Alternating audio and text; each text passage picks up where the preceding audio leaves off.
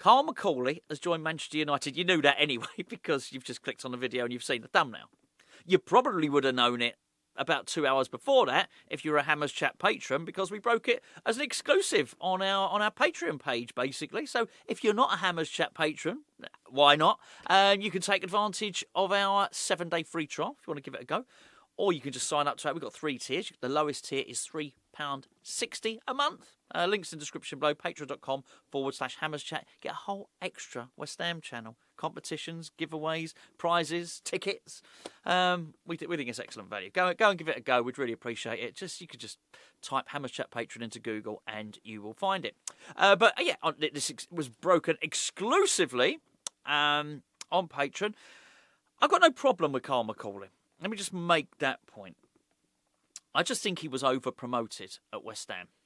But I want to have a little look at what he did, because I am a bit annoyed at how this has played out. I'm a bit annoyed that he's gone to Manchester United. Not just because of him, but because of the lack of infrastructure at our club. Now, it's really, really important to remember this. He is joining Manchester United as head of scouting, not as a department head. The department head is Christopher Vival, something like that. He was at Red Bull Salzburg. He was at RB Leipzig. He was at Chelsea. Funny enough, here's something funny. Christopher Vival was the man that Carl McCauley was answerable to at Chelsea. McCauley was a data analyst. He'd do all the number crunching. He'd use his computers. He'd use his scouting systems, that type of thing. He'd crunch the numbers and he would report to Christopher Vival and say, here is a player. My problem with him being at West Ham was that he was brought in as a head of department. He'd never done it before. I wasn't just annoyed that he'd been brought in. It wasn't him. It was the club. It always is the club, right? I was annoyed that the club had sacked him Stuyton and not just appointed another head of recruitment, another technical director or whatever you want to call it. We didn't do that. It's not even like we went cheap either. We paid £1 million compensation to Chelsea for Carl McCauley, because Carl McCauley was the guy that Graham Potter entrusted everything with regards to recruitment. But he was promoted. I mentioned it at the time. It was basically a bit like sacking your head chef and then asking a waiter to step up and cook all the meals. It was always going to be difficult for him. All right, crikey, he knew a lot about the restaurant, but he didn't know an awful lot about the kitchen. And he was literally, talk about the kitchen, it was out the frying pan into the fire, because he was asked to meet with agents, he was asked to negotiate with other clubs. He'd never done any of this stuff before. So we over-promoted him. He's now going to Manchester United, where he can report to Christopher Vival again, because that guy is the head of recruitment, or recruitment director, whatever you want to call it. He's the head of department at Manchester United. So in many respects, he's got the job that he probably should have had at West Ham and not the one he was given.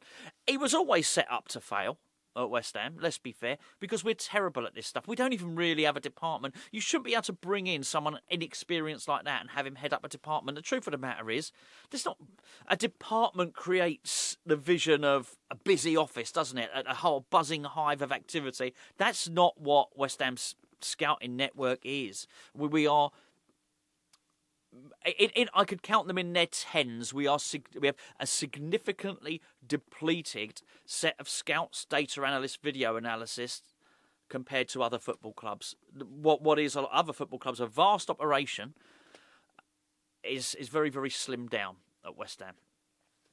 So he never really stood much of a chance, did he? Come here and head up a department. Department? What department? But I am annoyed, in as much as I would be annoyed if the rumours turned out to be true that Tim Stuyton went and joined Barcelona. That would annoy me. I don't think all these people are useless. I think it's West Ham that are useless, by the way.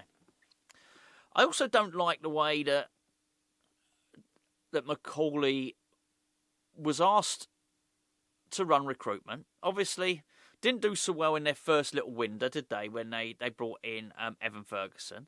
Then they had the remainder of that season and in the start of the summer, and it was really, really slow. But eventually, they were given a budget, and as I understand it, they weren't even given a budget at the start of the window. They were handed their spending money pretty late in that window. Can I confirm that? No. But I don't think it was made easy for Potter and McCauley. Let me just make this clear. I think Graham Potter's not a good football coach. I'm just talking about Carl McCauley here, right? But he was Potter's right-hand man and in charge of recruitment.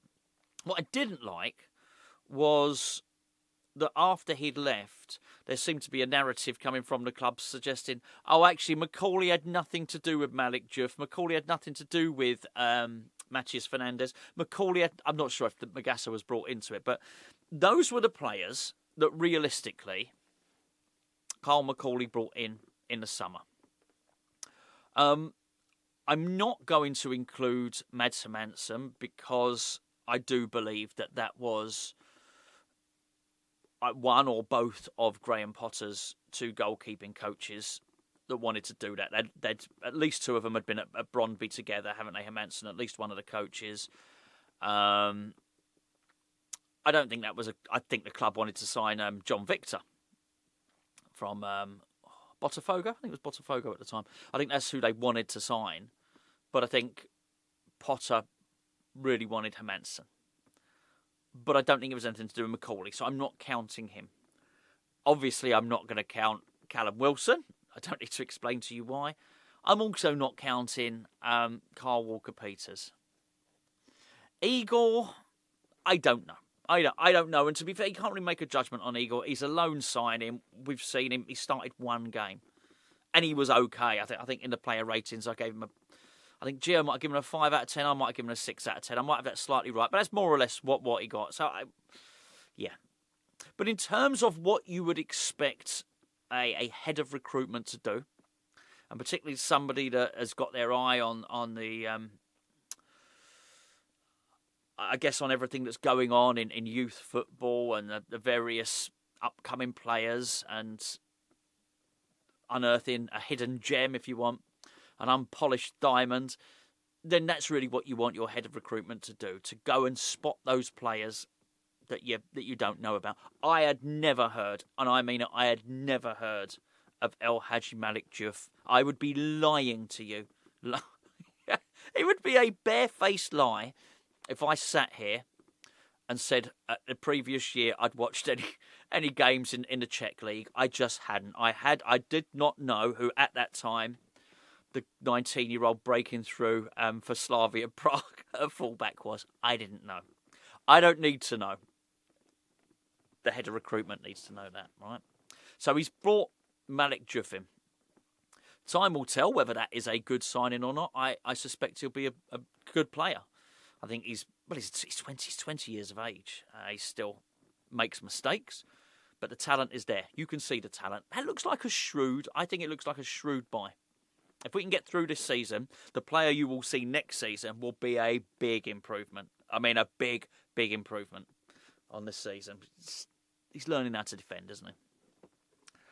Mateus Fernandes, he was a player. Do you remember when we were linked with Harvey Elliott and Jacob Ramsey earlier in the summer? If you've been watching the channel for a long time, Fernandes was the one I wanted. Ever since we played Southampton last season, we were doing a build-up show, and in the build-up show, it was actually Gio pointed out. Actually, it wasn't a build-up show; it was a preview.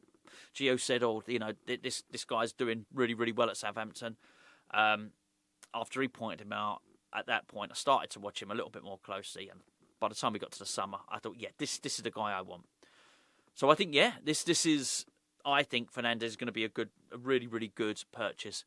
So I'm good to Magassa. I don't know. He's going to need time. I think there are almost 3 different levels of signing. I can very much see that Diouf is going to come good. I think Fernandes is already there. I think he's going to have a very good season for us, actually. I don't know if Magassa is going to be good or not. There's been times when I've looked at him and I thought, oh yeah, decent. There's been other times when I've looked at him and thought he's tripping over his own feet here. But again, he's very young. And I understand that he did well for Monaco. He played a lot at centre back and moved into midfield the latter part of his final season there. So he's learning the ropes. But these are the type of players we got. Two 20-year-olds and a 21-year-old. This is what I would expect. Even if I've got those ages slightly wrong, which I might have done, they're young, right? This is what I would expect a director of football to do. And I have no quibbles with that. These are exactly the type of players that I would expect us to go for. And not everyone's always going to work out, but I was cool with it. I think it was a mistake to sack him. Get rid of Potter, but then you keep him. Why would you not do that? I find it very odd. You've already paid £1 million compensation. And I know the pair of them, they were at Osterson's together, McCauley and Potter. Then the pair of them were at Swansea. Then the pair of them were at Brighton. Then the pair of them were at Chelsea. But they're not joined at the hip, are they? They and this has proven it. They are actually able to work apart from each other. And because he's off with Sweden, isn't he? Potter's doing the Sweden job, probably not for much longer, truth be known. And now McCauley's gone to join Manchester United. Before I go any further, almost forgot, beer 52. Want a case of free beer? Of course you want a case of free beer. Who doesn't?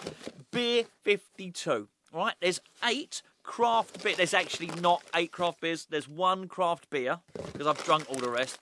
And if you don't believe me, go and look at previous videos. I actually drink them on the video. 8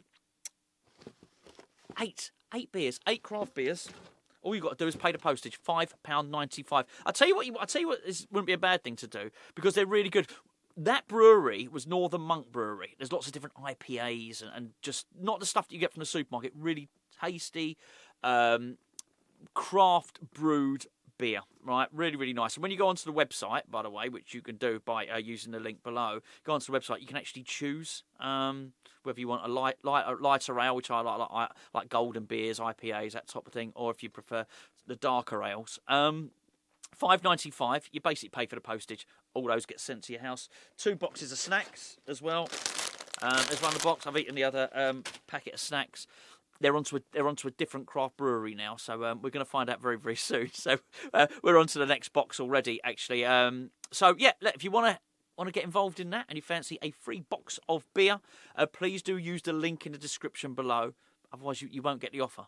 All right, you want that offer. So that's 8 craft beers for just the postage, which is $5.95. Big box of beer delivered to your front door. Right, where were we? Back on to Carl McCauley. I think he could have stayed here. I think he could have stayed at West Ham and he could have continued to do the job. It's almost like we let him, because Graham Potter turned out to be so crap. Well, we'll throw the baby out with the bathwater. We'll get rid of this guy as well. Well, he might have been good. It's just because it seemed like they were joined to the hip. It's perfectly plausible that one of them was decent and had promise, and one of them was useless. And that may well have been the case. I think if he was completely useless, I don't think Manchester United would have hired him. And here's the thing: Manchester United have not hired him because Graham. Actually, hold on a minute. Hold on. They might have hired him because Graham Potter's going to take over from Ruben Amorim. Oh, I'll tell you what, they will get relegated. He'll take you down. He'll take you down, Man U. I'll tell you that, man. Oh, that'd be good, wouldn't it? If Graham Potter joined Manchester United, that'd be brilliant. But anyway, that's just me. That's wishful thinking on my part. That's not gonna happen. I think he's just been hired. McCauley's been hired because he's good at what he does. I think Manchester United have shown foresight by doing that. Obviously, Christopher Vivell, however you say it, he knows who he is because he's worked with him. They worked together at Chelsea. This is the incremental promotion you should get. This is what you should do, to go out to basically be your next step up from the number cruncher, the computers, and dealing with the players and dealing with the analysis. Your next step up should be the scouting department. It shouldn't be from basically like the T-boy, right, up to running the football club. I've made it sound more dramatic than it was, right? This is right. Maybe one day we'll be a head of department, head of recruitment, but just not at the moment. I think this is right. I think he may well be able to pick out some good players. Certainly, just even the signing of Diouf shows you that he's got a knowledge of people that are unhidden, hidden talent, hidden gems, unpolished diamonds, whatever you want to call it. And I didn't like the whole thing with the club. As at the moment, Diouf started to look like he'd be decent, or Fernandes looked like he might be decent. When the club turned around and went, oh no, it got leaked, didn't it? It might not have come from the club. I suspect it probably did. Oh, well, you know what? It wasn't McCauley. That was our internal scouting department that found them. Yeah, right. That's convenient. So, yeah, anyway, there you go. Carl McCauley to Manchester United. We get to know. Ask us in a year if Carl McCauley's signings were any good or not. He's made 3. We'll have a good look at them. And it may well be that Manchester United have got a decent head scout there, basically. But you know what? If they don't have, then it's no big deal, is it? Because they've not promoted him to a position where if you take him out, take that cog out of the machine grinds to a halt. This is the problem for West Ham. We removed the director of football, bang. Then we put somebody else in, bang, and we just removed these people. We just got no continuity. And now, because of that, which is why I did the video the other day, we're reliant on basically Nuno's mate, which is George Mendes. That's our recruitment. That's our recruitment strategy for this window. George Mendes is going to have to bring us some players, basically, which is not what we wanted at all, because the one thing we hated before was an over-reliance on Will Salthouse. So we're back with the agent model, although be it just a different agent. Top clubs aren't run like this, really not. So anyway, there you go. But I guess the good thing is, in that sense, if you like Nuno as a manager, and I do, and I like what I've seen, and I'm now hopeful that he's given us a chance, given us a fighting chance. He left Nottingham Forest because of Edu, right, who'd come in as a director of football, or so we hear. That's the story. It may well be that it's just the right fit at West Ham. That maybe West Ham was the only club in the Premier League where he can come in and, whatever the owners are going to listen to what agents are saying, and I don't know. Anyway, I just thought today probably highlighted, as badly as people say Manchester United are run really badly, today would highlight, as badly as they may well be run, Manchester United are still better run than West Ham are.